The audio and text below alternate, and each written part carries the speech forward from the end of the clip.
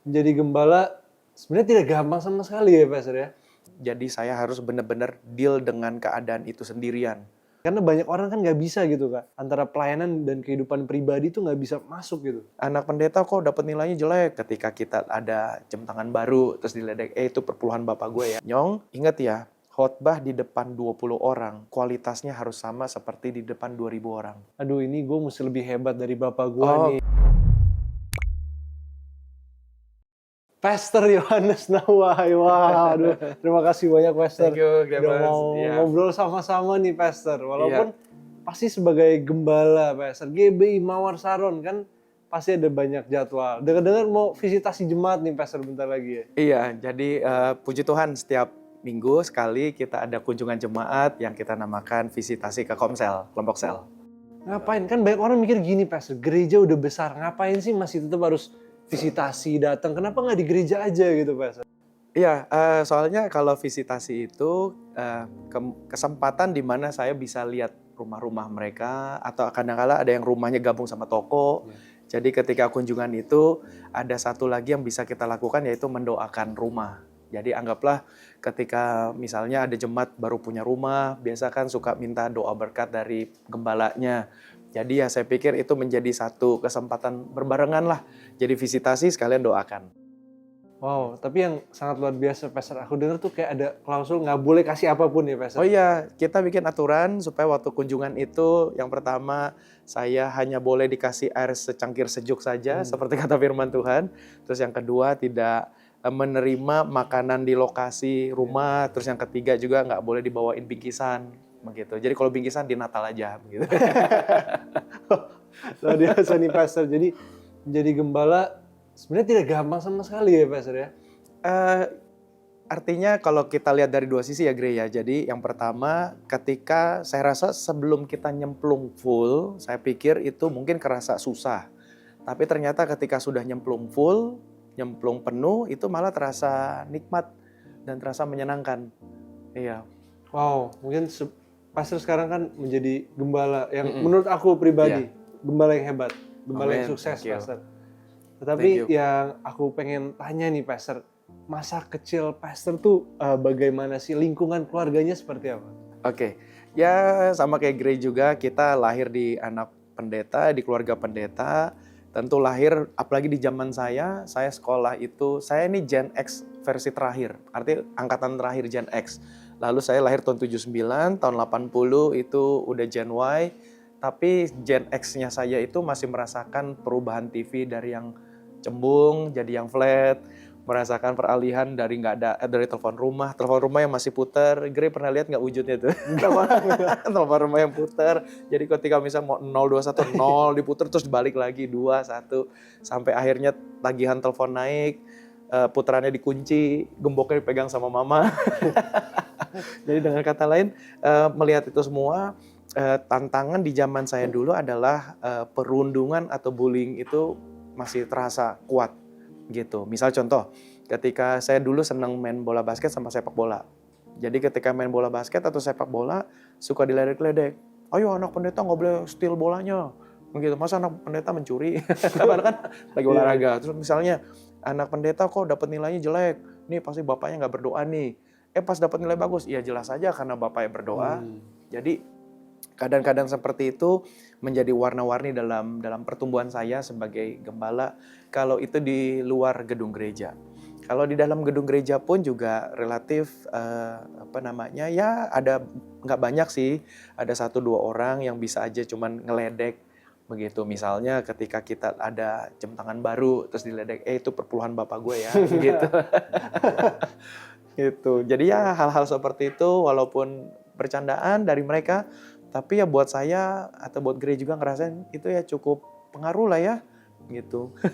How you deal with that kok? Karena mungkin itu yang aku lagi rasain, aku masih rasain. Dan aku yakin mungkin yang nonton ini ada banyak anak pendeta juga yang ngerasain. Itu deal dengan kayak gitu tuh gimana? Saya pikir deal dengan begitu saat saya dulu, ya Grey, dulu belum ada komunitas anak-anak pendeta. Kalau sekarang kan sudah ada ya di GBI, di kita, di Gereja Betel Indonesia kan ada PAHAT, Persekutuan Anak Hamba Tuhan.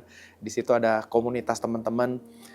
Dulu zaman saya memang nggak ada siapa-siapa. Jadi saya harus benar-benar deal dengan keadaan itu sendirian gitu. Paling-paling ya saya curhat sama adik saya gitu, dan dia juga sedikit curhat sama saya karena saya adiknya kan perempuan. Mungkin kalau cowok sama cowok mungkin bisa lebih relate kayak sahabatan. Tapi intinya ketika saya menghadapi itu semua di zaman itu, saya rasa Tuhan memang mengaturnya sudah baik dengan masanya. Waktu itu kan tentu nggak ada medsos. Televisi baru cuman TVRI dan RCTI gitu. Dan hari Minggu itu pagi saya nggak mau ikut ibadah waktu SD dulu. Kenapa? Mau nonton Doraemon. Jadi saya ibadah sore jam 5 karena waktu itu kan ada ibadah sore, sudah ada ibadah sore. Jadi menurut saya pergaulan saat itu hanya melalui telepon gitu, dan teleponnya kebanyakan tadi saya cerita dikunci, sehingga akhirnya exposure saya untuk mendapatkan tekanan lebih banyak itu nggak sebanyak sekarang.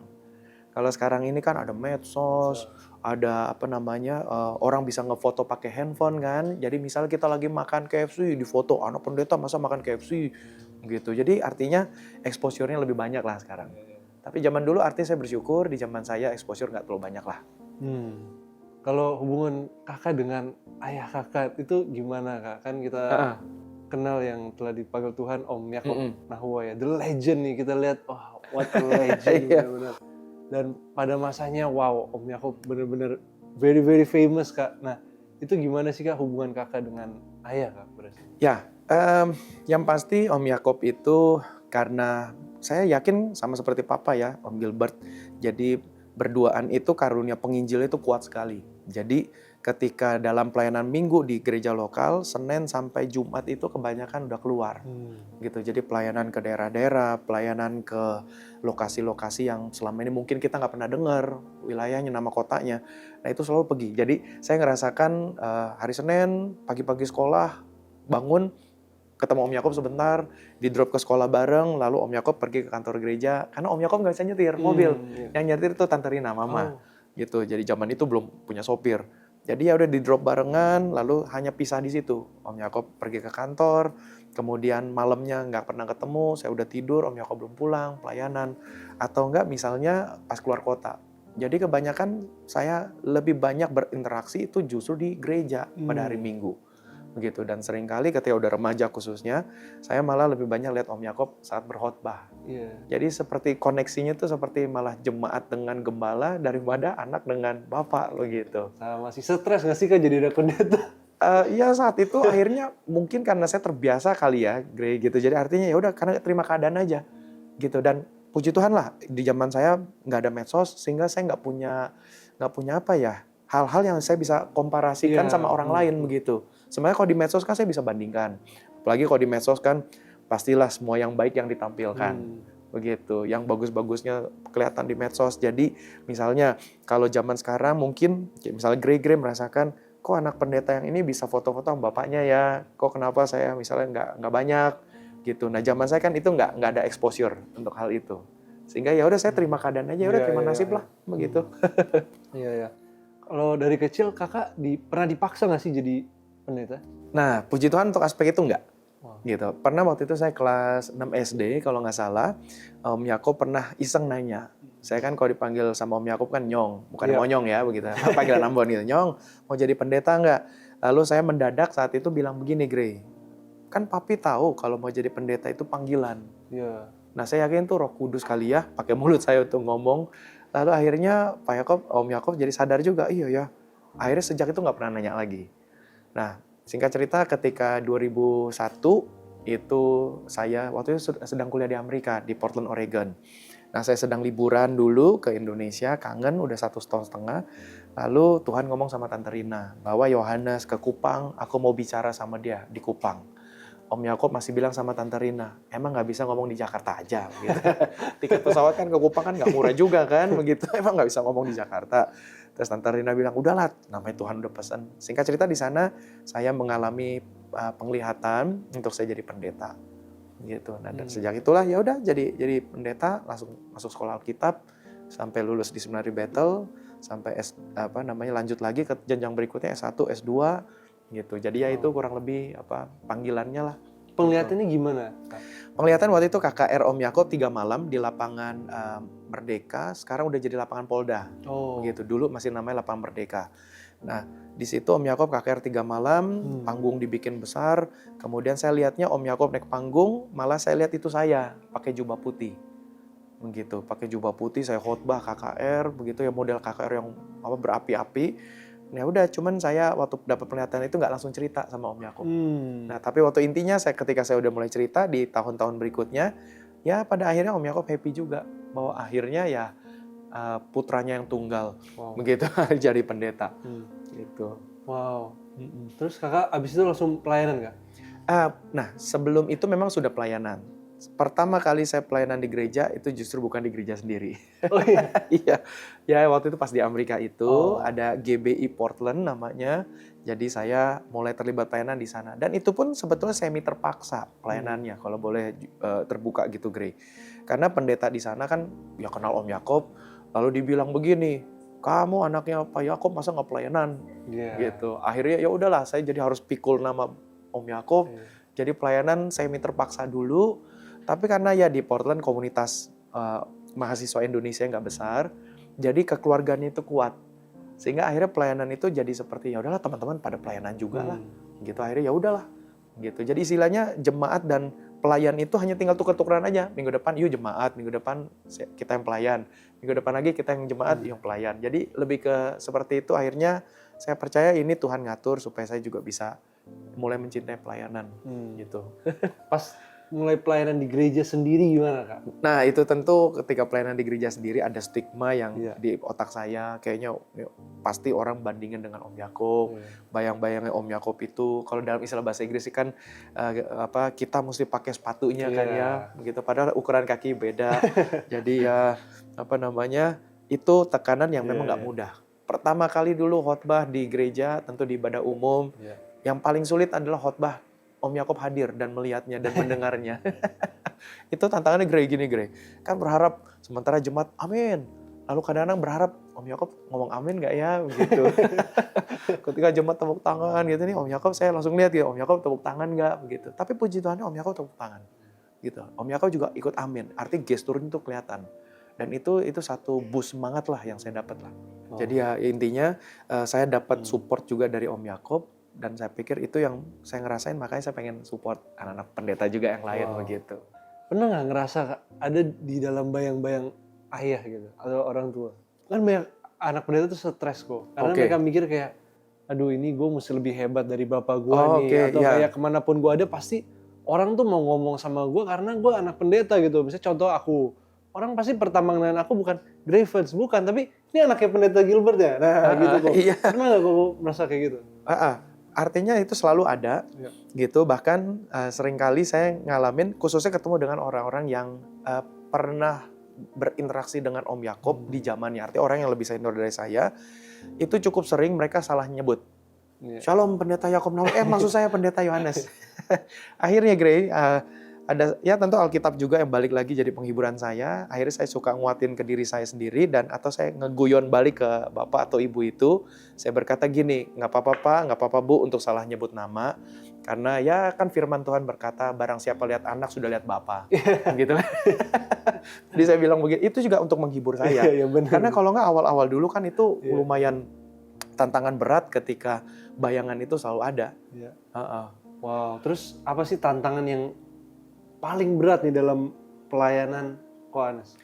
Ya kalau dalam pelayanan artinya karena kan saya anak pendeta, meneruskan legasinya Om Yakob, melanjutkan pelayanan apa yang sudah dibangun. Menurut saya masing-masing punya level kesulitan sendiri. Ketika misalnya kayak Papa, Om Gilbert yang merintis, pasti nggak mudah bagi kita juga untuk meneruskan, karena itu tantangannya. Jadi memang kalau dibilang pelayanan yang paling sulit buat saya sebetulnya di lokal, begitu. Karena kalau di luar gereja, saya pikir ya udahlah, nggak ada urusan banyak lah, begitu. Artinya mereka mau ngomong apapun bagi saya nggak masalah. Tapi kalau di lokal, kenapa? Karena kan di lokal itu seperti keluarga, gitu. Dan ya balik lagi kata firman Tuhan, nabi itu sulit diakui di kampung halamannya sendiri. Jadi ya dengan kata lain saya sebagai anak nabi yang jadi nabi, itu anak pendeta jadi pendeta, mendapatkan penerimaan itu nggak gampang di lokal. Dan yang sebetulnya perjuangan yang lebih sulit lagi adalah bagaimana kita menghandle pikiran kita sendiri gitu, Gray. Dan satu kalimat lagi yang saya dapat nih, mungkin tips buat pendengar juga adalah gini. Seringkali apa yang kita khawatirkan malah itu nggak terjadi. Wow. Seringkali apa yang kita pikirkan malah orang pikirnya nggak seperti itu. Iya. Akhirnya kita yang lebih ke overthinking, Iya. berpikir yang terlalu lebih lah. Dan itu yang membantu saya juga gitu, Gray. Jadi ketika saya ketemu sama orang, akhirnya malah sekarang jadi lebih luas. Saya dulu orangnya kan kalem kan, bukan yang orang rame kan. Sebab orang pendiam, ketemu orang banyak tuh nggak banyak mau ngomong. Tapi sekarang akhirnya berjalan waktu, karunia penggembalaan makin nyata, makin ketara, Tuhan makin tambahkan karunianya. Akhirnya jadi itu lebih akhirnya natural lah. Dulu saya ketemu anak sekolah minggu palingnya cuma Om Yohanes, ya udah paling cuma salaman doang. Kok sekarang saya pun udah bisa bercanda sama mereka gitu. Bahkan ada yang bisa, kalau masih kecil gitu kita peluk anaknya bukan mamanya ya. Gitu. jadi kita peluk begitu kan, gitu Om Yohanes gitu kan. Jadi ya itu akhirnya keluar secara natural. Wow. Begitu. Kalau proses transisinya kok, nah, itu gimana kok? Dari awal sampai sekarang? Ya. Ini bagus nih. Jadi kita bisa mungkin kita ambil dikit temanya manajemen gereja dikit, apalagi kalau penerusan keberlanjutan pelayanan. Jadi memang endorsement dari Papa itu dari Om Yakub itu penting. Dan itu yang Om Yakub lakukan. Puji Tuhan secara natural Om Yakub juga sering mengendorse saya. Contoh misalnya Om Yakub khotbah, kita kan sama kayak Papa juga ya, kita usahakan khotbah tiap minggu kan. Jadi ketika Om Yakub khotbah tiap minggu pun, ketika saya udah mulai, waktu itu udah MTH, lagi ngambil doktor di Seminari Bethel, Om Yakub sering endorse. Ini anak saya nanti ke depannya akan meneruskan, kan Bapak Ibu juga kenal perilakunya, Senin sampai Sabtu pun Bapak Ibu juga bisa lihat kan di kantor gereja. Nah itu endorsement itu. Dan yang kedua, jatah khotbah Om Yakub dibagi ke saya. Emang awal-awalnya dulu minggu kelima, doang gitu, minggu kelima. Kan setahun minggu kelima itu kan cuma 4 kali kan, gitu 4 kali doang. Lalu saya diberikan peluang seperti itu. Cukup lama, waktu itu sekitar 2 tahun, 3 tahun, minggu kelima doang. Lama-lama mulai dirubah, sampai akhirnya formatnya tuh 2-1-2. Yeah. Artinya Om Yakub 2, saya 1, akhir dibalik, saya 2, Om Yakub 1. Gitu, jadi itu pelan-pelan. Mungkin saya yakin Om Yakub mempraktikkan seperti kata John Maxwell ya, dalam mentoring. Yang pertama adalah ketika mentoring itu tahap pertama, I do, you watch. Gitu. Saya bikin, kamu perhatikan aja. Baru berikutnya I do, you help. Itu level kedua. Yang ketiga dibalik. Begitu. You do, I help. Baru yang keempatnya adalah you do, I watch. Nah, itu yang puji Tuhan dilakukan Om Yakub. Gitu. Wah, awal mulanya dulu apalagi udah STH, udah MTH, dapat khotbah cuman di minggu kelima doang tuh, wah itu rasanya kayaknya pengen unjuk diri. Ada momen di mana saya tuh pengen unjuk diri gitu, Gray. Kayak saya hebat juga loh, saya bisa loh.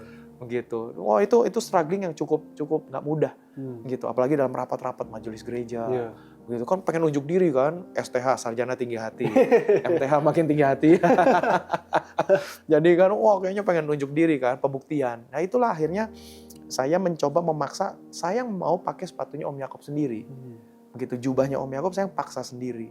Akhirnya momen-momen itu saya jujur ketika sekarang saya merefleksikan diri saya ke momen itu, saya pikir iyalah tuh momen yang saya berkata itu yang saya justru yang membuat diri saya nggak mudah. Saya yang bikin repot diri saya sendiri. Gitu. Nah makanya itu yang saya pikir pengen ya bantu-bantu bimbingin adik-adik anak-anak pendeta yang lain supaya biar ngerasa kadang-kala kita sendirilah yang bikin beban, naruh beban di pundak kita sendiri. Gitu. Ya by the way dalam momen Februari ini atau dalam momen bulan Februari 2026 saya udah 5 tahun nih Gray jadi gembala nih. Ya, saya tunggu kadonya ya. Wah siap. Jadi ya dengan kata lain maksudnya cerita begini, ini udah 5 tahun loh, nggak terasa, setengah dekade loh. Setengah dekade gitu. Dan itu 5 kali Natal, 5 kali Paskah, 5 kali Jumat Agung, ya kan? Begitu. Jadi ya itu momen yang saya akhirnya merasa pertanyaan Gray tadi di awal, ini menyenangkan kok, penggembalaan itu menyenangkan. Begitu. Dan saya akan menantikan lagi 5 tahun ke depan lagi untuk 1 dekade, 2 dekade, begitu. Iya. Nggak taunya September besok Tuhan Yesus datang. Nggak pernah tahu. Tapi kok momen dimana kok Anes ini kayak, apa istilahnya, ditabiskan ya menjadi gembala. Itu seperti apa sih momennya? Nah, waktu itu memang kejadian Om Yakob meninggal saat COVID-19. Dan itu di tahun 2021, pas tanggal 2, 2021 saat Delta lagi ganas-ganasnya tuh, varian Delta. Jadi ya seperti GBI punya aturan, ketika Om Yakob meninggal, itu kan memang langsung saya ditabiskan menjadi gembala. Gitu. Jadi kalau memang itu nggak COVID, biasanya gembala itu ditaruh di peti mati, gembala yang pertama, sebelum ditutup itu penabisan gembala berikutnya, supaya nggak ada kekosongan jabatan. Gitu. Jadi dalam posisi kita sedih-sedih pun langsung ditahbiskan untuk jadi gembala. Yaitu momen yang unik yang terjadi dalam GBI lah ya gitu. Jadi makanya terjadi dalam COVID dan saya merasa itu membantu juga sih ya Gray. Membantu dalam arti gini, jemaat nggak hadir dalam momen tersebut karena COVID kan gitu. Sehingga itu hanya didokumentasikan foto dan video klip-klip singkat aja. Kemudian ya pas ketika momen ulang tahun gereja, saya minta lagi ketua BPD waktu itu ya Pak Kiki Cahyadi untuk kembali hadir ke gereja, ya semacam kayak second celebration lah, supaya mumpung lagi jemaat kan datang dan ada live streamingnya gitu. Dan itu sangat membantu lah menurut saya ketika momen pergantian transisinya itu di momen COVID gitu. Tapi saya pikir zaman sekarang ya Gray, saya kira dengan legendnya Om Yakob itu, dengan mungkin ya kayak kita ngobrol begini, ya pemirsa bisa dengar, saya pikir ini boleh juga menjadi contoh ketika misalnya banyak orang lihat, oh bahwa transisi dari seorang pendeta Yakob Nahuai kepada anaknya itu lumrah kok, dalam pelayanan nggak masalah kok, begitu. Tentu dulu juga yang menghantui saya anggapan nepotisme, gitu kan, oh ini anak masa yang teruskan. Tapi ketika saya makin banyak baca Alkitab ya Gray, bahwa meneruskan penggembalaan itu mulia, begitu. Ketika anak pendeta pun bisa meneruskan, itu panggilan mulia loh, begitu. Apalagi kita jujur ya Gray, kayak Papa Om Gilbert kan banyak orang kenal, Om Yakob banyak orang kenal. Kalau kita, maaf nih, mau jadi businessman, gampang nggak? Gampang, channelnya banyak. Kan tinggal kita bawa nama bapak kita kan. Oh ini anaknya pendeta ini ya, anaknya pendeta Gilbert, anaknya pendeta Yakob. Sekarang bisnis, Om bantuin deh bukain channelnya. Kan sebenarnya kita kalau mau bisnis kan gampang loh, sebenarnya kan. Gitu. Kita udah ketemu jemaat-jemaat kita orang hebat, orang-orang sukses, pasti dibukain channelnya. Tapi ketika anak pendeta mau jadi pendeta itu spesial lah. Gitu. Makanya itu saya bangga begitu. Dan ketika orang bilang nepotisme, saya bilang ya udahlah itu udahlah masuk kuping kiri keluar kuping kanan aja. Gitu. Artinya sekali lagi meneruskan pengembalaan itu adalah sebuah kehormatan. Gitu. Ya, untuk banyak orang itu benar-benar kayak dosa berat gitu ya, Kak. Iya. Kalau ayahnya pendeta, ayahnya gembala, anaknya juga jadi gembala itu kayaknya udah kayak apaan aja ya, Kak. Padahal kalau misalnya pengusaha, anaknya jadi pengusaha, ya kita mungkin biasa aja. Betul. Kan? Di Indonesia anak politikus jadi politikus. Begitu. Iya. Orang tuanya pemilik partai, anaknya kan teruskan juga kan. Ini hanya contoh aja. Wow. Pernah nggak, Kak? Itu kan momen itu pasti ada apa ya, Kak? Rasanya tuh unik seperti yang Kakak bilang. Karena di satu sisi Kakak sedih, tapi di satu sisi kayak seneng juga jadi gembala. Terus ada confused. Nah itu perasaannya gimana sih Kak pas itu? Itu betul. Nah itu bagus tuh Gray. Jadi di satu sisi karena kita dalam penggembalaan khususnya ya, kan lebih banyak bicara tentang menjaga moral, menjaga keteladanan. Mungkin kalau di perusahaan kan mungkin agak berbedanya ketika perusahaannya berhasil, sukses, kemudian anaknya juga ikut sukses, mungkin penilaiannya sedikit berbeda karena untuk meneruskan perusahaan nggak ada beban moral, nggak ada beban etika. Begitu. Tapi kalau anak pendeta kan kita bebannya itu, wah papanya dulu baik, anaknya juga mesti baik, papanya murah senyum, anaknya mesti murah senyum, papanya murah memberi, anaknya mesti murah memberi. Jadi stigma itu yang sedikit berbeda lah dengan perusahaan. Nah, tentu ada perasaan terbeban begitu di sana, arti terbeban bukan untuk panggilan baiknya, tapi merasa ada beban berat juga begitu, bahwa iya saya harus seperti papa. Tapi artinya kesaksian saya 5 tahun ini justru gini Gray, kita ini orang yang berhak kok niru bapak kita, gitu kan. Pengerja di gereja kan juga pasti ada orang yang coba niru papa kan, cara ngomongnya, cara tenteng Alkitabnya, bahkan cara batuknya pun dimiripin, ya kan. Nah jadi ketika saya melihat hal ini ke diri saya bilang gini, ada beberapa orang kok niru-niru gayanya Om Yakob, kenapa saya nggak boleh niru? Nah akhirnya itu yang membuat saya juga happy, gitu, bahwa ya itu menyenangkan mengikuti legacy orang tua kita. gitu. Bahkan seringkali ini tips juga, Iya. kita khotbah kutip-kutip apa yang dulu orang tua kita sampaikan. Gitu. Misalnya kayak contoh pendeta lain aja bilang, dulu pendeta Yakob Nahoy berkata begini. Saya bilang dalam hati saya, ya dia aja ngutip, saya juga boleh dong. Apalagi kan saya anaknya gitu. Ya itu apa yang unik, keunikan yang kita miliki, ada sebuah kebanggaan kalau kita bisa kutip quote orang tua kita. Iya. Wow. Aku ingat waktu itu kok. Waktu itu lagi acara sinode ya atau apa gitu, aku nggak inget. Waktu itu papaku yang khotbah. Terus waktu itu masih ada Om Yakob kan. Iya, Dia ngomong depan, ya banyak yang bilang khotbah saya mirip Om Yakob. Ya gimana belajar dari situ dia bilang kayak gitu. Iya, gitu.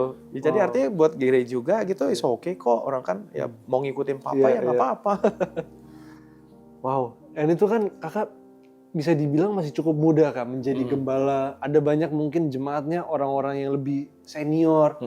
Itu gimana sih kakak menyeimbangkan antara gimana ya personal life dan pelayanan? Karena banyak orang kan nggak bisa gitu kak. Antara pelayanan dan kehidupan pribadi itu nggak bisa masuk gitu. Nah, itulah momen dimana ketika saya merasa saya memang harus menjadi contoh, teladan, patokan, patron buat jemaat, minimal itu dulu. Begitu. Dan itu yang saya dulu bertanya-tanya dalam hati saya, kok kenapa ya papa saya Om Yakob itu kelihatan enjoy ya dalam penggembalaan. Dan akhirnya dulu saya belum ngerti sampai ke titik itu. Saya pikir kok kayaknya Om Yakob tuh nggak masalah ya diliatin banyak orang. Dan ternyata itu yang akhirnya saya merasa 5 tahun ini bahwa iya ya Tuhan sudah panggil kita dan diminta oleh Tuhan untuk menjadi surat Kristus terbuka yang dapat dibaca oleh jemaat dalam konteks ini. Akhirnya ya udah saya pikir iyalah bacalah saya lah. Begitu. Jadi dalam membesarkan anak, dalam mengkurasi postingan di medsos, begitu. Itu pun kan bagian supaya kita mau menunjukkan sebuah etalase yang baik lah buat jemaat bisa lihat. Gitu. Dan akhir dulu memang merasa berat, tapi sekarang merasa ringan. Gitu. Ada nggak sih kata-kata yang paling kakak inget nih kak dari Om Yakob? Yang paling kakak kayak selalu nggak akan pernah kakak lupain. Tentang pelayanan. Kata itu waktu saya lagi ngambil kuliah di Seminari Bethel untuk S1 dan mulai berkhotbah. Waktu itu kan saya belum menikah, masih tinggal bareng dengan Om Yakob di pastori gereja. Lalu Om Yakob melihat saya pakai kemeja, kemudian celana bahan, ya kaos kaki begitu, lalu udah lagi pakaian rapin dasi. Begitu. Terus ditanya sama Om Yakob, mau kemana Nyong? Mau khotbah di mana Nyong? Saya bilang saya sebut nama gereja itu. Om Yakob tahu itu, ya maaf gerejanya nggak besar dalam skala jumlah jemaat.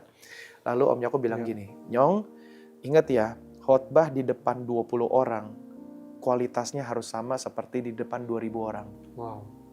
Udah, Om Yakob cuma ngomong sekali begitu, terus jalan aja melengos saya udah jalan. Begitu. Sementara saya masih kencengin dasi di cermin kan. Gitu. Nah itu berbekas sampai sekarang dan saya juga selalu bilang ke anak-anak rohani yang ada di gereja, juga kalau ketemu dalam seminar pertumbuhan gereja, itu yang selalu juga saya titipkan juga. Dan itu yang berbekas sampai sekarang. Sekali lagi, kualitas kita berkhotbah di depan 20 orang harus sama seperti di depan 2000 orang. Wah itu yang berbekas banget tuh. Gitu. Bener-bener. Karena kadang kalau rame, wah kita semangat. Semangat. Tapi kalau sepi, aduh garing nih kayaknya. Akhirnya misalnya di rumah udah siapkan 5 poin khotbah. Pas lihat, ya cuma 20 orang kita korting, jadi cuma 3 poin khotbah. Nih, misalnya kak, kalau Om Yakob bisa melihat perjalanan pelayanan kakak sekarang, menurut kakak apa yang akan beliau sampaikan? Saya hanya membayangkan diri saya melihat anak-anak saya gitu. Jadi per saat ini anak saya yang pertama lagi nunggu-nunggu tahun ini akan punya KTP. Wih. Begitu. Jadi saya tunggu kadonya juga ya. Ya siap, banyak nih kadonya nih. Jadi saya membayangkan lihat anak saya begitu. Ketika melihat dia udah ada satu achievement, pencapaian, saya melihat saya pun turut merasa bangga. Jadi saya pikir Om Yakob tuh juga ya bapak yang baik gitu. Dan saya pasti yakin juga Om Yakob ketika melihat progres, andai kata masih hidup, pasti juga akan happy, akan happy lah. Gitu. Pasti orang tua kita ini yang pertama adalah selalu saya lihat dalam pengalaman saya mau 17 tahun jadi ayah, begitu, saya melihat semua orang tua itu pasti akan merasa senang dan bangga. Cuman kadangkala how to mengungkapkannya, bagaimana cara mengungkapkannya itu kan belum tahu caranya. Karena mereka pun juga baru pertama kali jadi orang tua kan. Iya. Gitu. Dalam kehidupan yang sebelumnya pun belum pernah ngerasain bagaimana punya anak. Nggak pernah kuliah juga dalam ngambil kelas jurusan ngurus anak. Gitu. Jadi kan mereka pun learning by doing. Iya. Gitu. Jadi ya dalam topik kita ini ketika misal kita anak pendeta ya, merasa orang tua kita mungkin kurang perhatian atau bagaimana cara memperhatikan. Anak sekolah minggu dicium, kita nggak dicium. Anak sekolah minggu digendong, kita nggak digendong misalnya kan. Nah itu kan kita ngalamin semua ya Grey gitu kan dalam hidup kita ya. Ketika dia bisa baik sama anak orang, senyum gitu, apa kabar kamu? Ketemu kita di rumah, udah pulang.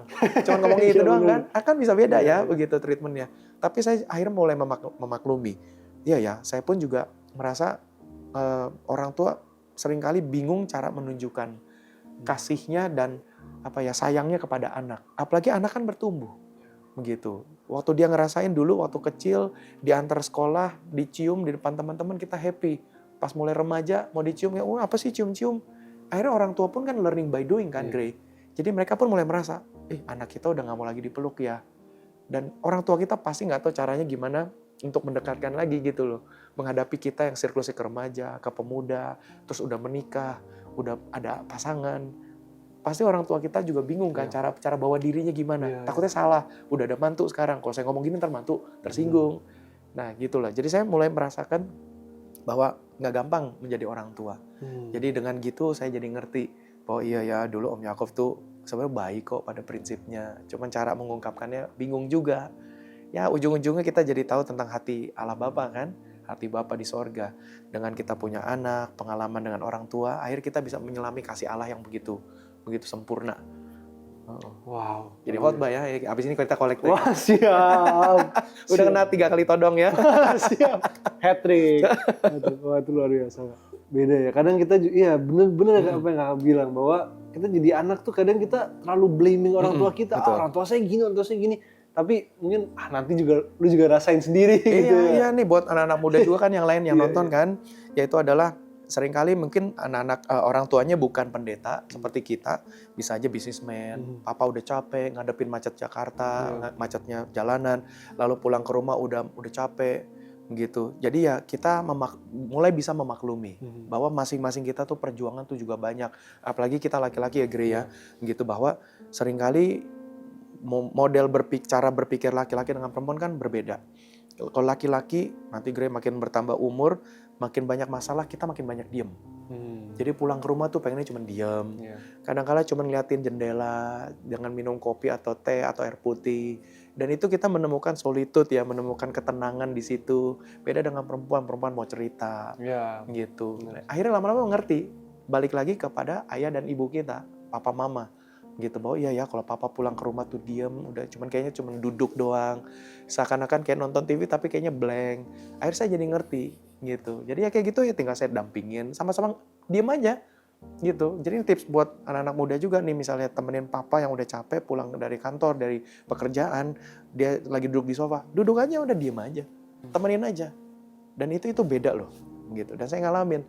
Dan puji Tuhan anak yang pertama nih si Jaden bisa begitu juga tuh. Kadang saya lagi duduk di meja makan, tahu dia bisa nyamperin gitu. Ya kadang-kadang cuma dia diem aja, cuma dia udah pulang, ya udah. Habis itu udah sama-sama diem, lucu ya, sama-sama diem. Ya. Tapi ya itu mungkin kayak istilahnya dunia laki-laki kali ya, mungkin beda dengan perempuan begitu. Kalau perempuan pengen ngomong begitu. Ya itulah beberapa tips lah ya. Wow. Ya. Dapat tips parenting juga ya. Iya. Mungkin pertanyaan terakhir nih kok. Boleh nggak kasih pesan atau tipsnya untuk anak-anak pendeta kok? Karena ini seru banget nih. Anak-anak pendeta tuh dunianya tuh agak lain gitu. Kita ngerasa harus sempurna. Betul. Kita biasanya suka lari dari panggilan. Kita biasanya, orang ngomongin, wah ini dunia yang asik lah. Terakhir pesan untuk anak-anak pendeta yang mungkin dia nggak kuat, mungkin dia nggak tahan, mungkin dia lagi bingung panggilannya kemana, mungkin dia lagi nggak tahu harus buat apa. Biarkan kok Anes yang udah lewatin begitu banyak hal, kasih pesan-pesan terakhirnya untuk mereka. Oke, pesan terakhirnya adalah 2 cappuccino sama 2 nasi goreng. Wah, siap. Itu pesan yang lainnya. Internet keju ya, satu lagi ya. Iya, pesannya adalah kita semua nggak bisa menentukan rahim mana yang melahirkan kita, Kita nggak bisa menentukan keluarga mana kita bisa masuk. Dulu ayah saya pernah berkata, Pendeta Yakob Nawawi pernah bilang, kalau Pak Yakob pun bisa milih rahim mana yang bisa melahirkan, beliau dulu pilihnya maunya rahimnya bule. Begitu. Jadi seperti orang orang bule supaya badannya tinggi begitu kan. Om Yakob kan 160 kan tinggi badannya gitu. Jadi nah itu contoh. Nah, artinya kita juga nggak bisa pilih untuk lahir dalam keluarga pendeta. Tapi ya itu menurut saya adalah sebuah anugerah. Kita lahir dalam keluarga bisnismen, kita lahir dalam lahir dalam keluarga miskin, nggak mampu, itu mesti disyukuri. Ada banyak di negara-negara lain, contoh dalam posisi perang, gitu, sehingga orang tua bisa nggak ada, gitu. Jadi kita bersyukur dalam setiap apa yang ada dalam hidup kita, dan tentu kita sebagai orang Kristen kan percaya firman Tuhan menguatkan kita bahwa tidak ada cobaan, tantangan, rintangan yang lebih besar daripada kesanggupan kita. Gitu. Jadi kalau memang kita lahir dalam keluarga pendeta, pasti Tuhan sudah atur. Kalau kita lahir dalam keluarga bisnismen, Tuhan juga sudah atur. Pasti sama lah, jadi anak ustadz, pasti tantangannya juga gitu. Jadi anak, kalau Romo nggak nikah ya, jadi Romo nggak punya anak. Jadi Romo nggak ada anak. Lalu kemudian biksu kayaknya juga nggak nikah kali ya. Gitu. Ya itu contoh lah, sama deh mungkin saudara-saudari kita yang di Muslim, ketika mereka juga anak ustadz, pasti sama tantangannya. Gitu. Jadi mirip-mirip karena public figure. Anak politikus pasti juga sama. Bahkan anak orang kaya pun juga pasti stigma itu ada. Gitu. Misalnya, lu bisa hidupnya enak kan karena lu anak orang kaya aja. Coba bapak lu nggak begitu, lu beda. Sama, saya yakin semua ada label-label sendiri. Gitu. Dan kalau lagi ada serangan setan nih Kak di kuping kita nih kok, apa sih yang kita lakuin? Tentu ya ini bukannya saya mau rohani-rohanian lah ya, tapi tentu akhirnya balik lagi kepada Alkitab sih, gitu. Kalau kita banyak baca Alkitab, kita akan kuat. Makanya porsi baca Alkitab harus lebih banyak daripada porsi nontonin video di TikTok, YouTube dan sebagainya. Dan itu benar-benar nolong loh, it helps, gitu. Bahwa baca Alkitab itu nggak bisa dipungkiri, itu sangat membantu. Bahkan saya lagi tekankan terus ke jemaat. Yang pertama banyak baca Alkitab, yang kedua banyak berdoa, yang ketiga berdoanya pun dan nyembah, gitu. Saya nggak bisa main musik Gray, jadi ketika saya nyembah, saya punya playlist lagu-lagu rohani yang ada di Spotify, gitu. Nanti kalau mau saya share juga boleh, gitu. Boleh. Ya jadi Gray ngutang saya 3 kado, saya kasih 1 itu ya. Yes. Jadi itu yang terakhir, yang ketiga mulai latih puasa, latih berpuasa, gitu. Dengan berpuasa itu kita mengendalikan emosi, gitu. Itu latih supaya biar kita orang Kristen ini kan kebebasan satu-satunya adalah makanan kan, begitu. Ya puji Tuhan ya, kita bersyukur bahwa kita boleh makan B2 ya. Amin. Gitu. Aduh puji Tuhan. Luar biasa. Jadi kalau orang-orang Yahudi nggak bisa makan, biarin aja, rasain. Jadi kita itu contoh. Nah akhirnya kebebasan kita ini waktu kita puasa itu kita tahan. Satu-satunya kebebasan kita bisa kekang, dan itu akan menolong emosi kita. Gitu. Dan itu saya merasakan kedewasaan rohani dan jiwani yang tambah kematangan lagi, gitu. Ya. Waduh, terima kasih banyak. Thank you. Pastor Yohanes Nawawi, terima kasih sudah menjadi berkat untuk kita semua. Jangan lupa like, comment, jangan cuma nonton-nonton doang ya. Like, comment, subscribe, share ke semua sosmed yang ada. Terima kasih Pastor. Thank you. Tuhan Yesus memberkati. Thank you, Greg. Tuhan memberkati.